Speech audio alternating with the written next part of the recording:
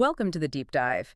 Today, we're jumping straight into, well, the digital backbone of almost everything, network cabling. Yeah, it's one of those things everyone uses, but the terms can get really confusing fast. TEAT5, TT6, UTP, STP. Exactly, that alphabet soup. So if you've ever felt a bit lost looking at cable specs, you're definitely not alone. Right. And our goal today is pretty simple. Give you a quick practical shortcut. So whether you're, planning a network project or just want to understand what connects your devices. You'll know the difference. Performance, shielding, connectors, the key stuff. Precisely. And just a baseline, an Ethernet cable, fundamentally, it's that physical wire connecting your devices, routers, computers, maybe a firewall. And its job is to reliably transfer data, like voice or video, at high speeds. Simple idea, complex execution sometimes. Okay, let's dive into that complexity. The CAT ratings seem like the first hurdle, speed and hierarchy. Now, I hear CAT5 is pretty much obsolete. Oh, absolutely. Leave CCAT5 in the past. Today, the bare minimum you should even consider is CCAT5E. That E stands for enhanced. And that gets you what, speed-wise? It comfortably handles 1 gigabit per second, perfectly fine for basic internet, maybe some light office use. Definitely needed for, say, hosted VoIP. Okay, 1 gig minimum, but most modern networks aim higher, right? Talk about Cat6 and Cat6a. Yeah, this is where it gets interesting. Both Cat6 and 6a support speeds up to 10 gigabits per second. Huge jump. 10 gig. Okay, so what's the defense then? Why two categories? Distance. This is the critical detail. Standard TCAT6, well, it can do 10 GBPs, but only up to about maybe 55 meters. 55 meters, that's not always very far in an office building. Exactly. So if your cable run needs to go further than that, maybe up to the full 100 meters allowed by Ethernet standards. Then you need the A. Then you absolutely need Cat6a. The A is for augmented. It's specifically designed to maintain that full 10 GBP speed across the entire 100-meter distance. Ah, okay, that 55-meter mark is really the deciding factor between 6 and 6A for 10 gig speeds. Good to know. So what about pushing even further? Future-proofing. I hear about SIC-8. Right, the cutting edge. Yeah. SIC-8 is designed for, well, really high bandwidth stuff, mostly in data centers. Think speeds up to 40 gigabits per second. 40, wow. But there's a catch, I assume. There always is, isn't there? Distance again? SIC-8 gets you that 40 GBPs, but typically only up to maybe 30 meters.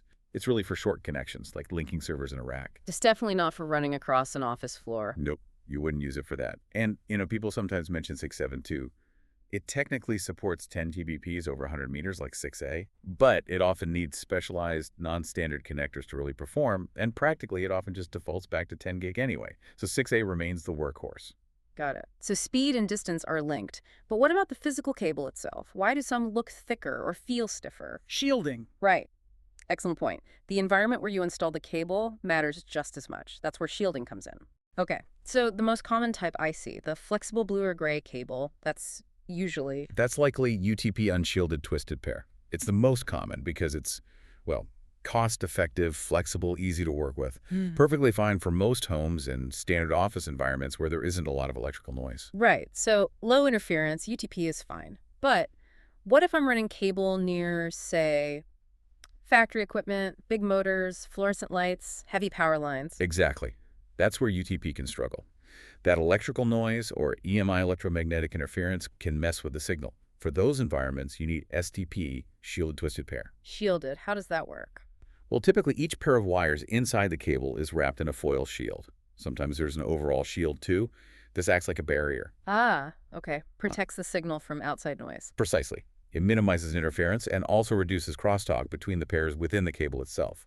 The trade-off is that STP cables are generally more rigid, thicker, and more expensive. Makes sense. Is there anything even more protected? There is. You might see SFTP, which means screen foil twisted pair. This usually involves both a foil shield around each pair and an overall braided screen or shield around all the pairs. Think of it as maximum armor. Like tank armor for cables? Something like that. You'd only really use SFTP in extremely high EMI environments or for very specialized high-performance network setups. Overkill for most situations. Okay, that covers the cable itself.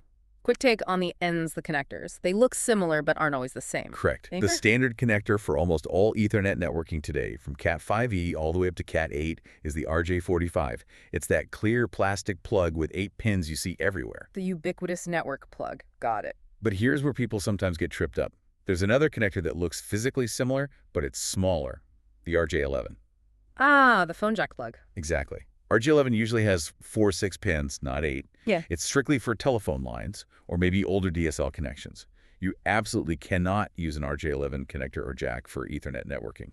They're not compatible. Good distinction. RJ45 for networks, RJ11 for phones. Don't mix them up. And what about those ports in the wall or in a patch panel? Right, the female side. Those are often keystone jacks. Think of them as modular docking points. They're rectangular inserts that snap into wall plates or patch panels, and they have an RJ45 port on the front. Super versatile for setting up network connections neatly. The unsung hero of network management. Okay. Uh-huh.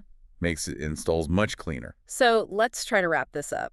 Choosing the right Ethernet cable really boils down to balancing a few key things, doesn't it? It does. You need to consider the speed you need. That's your CAT number.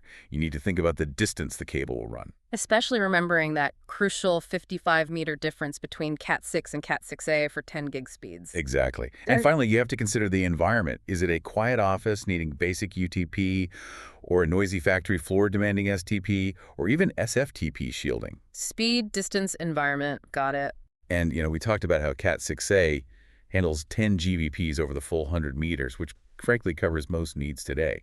When you start looking at Cat7 or Cat8, well, remember Cat7 often needs those special GG45 or Terra connectors to get its full theoretical benefit, which most networks don't have. And Cat8 is mostly for short data center runs. So here's a final thought for you to consider.